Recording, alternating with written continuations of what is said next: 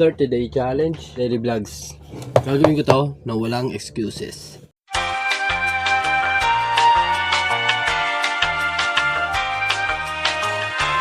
Ready na yung gamit ko. Samahan nyo ako sa 30 days nating pagbablog.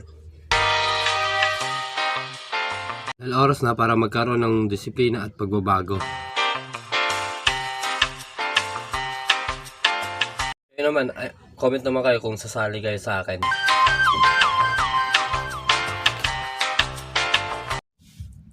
Minsan kailangan lang natin ng isang desisyon. Isang desisyon na simulan ng pagbabago na matagal na natin pinagpaliban.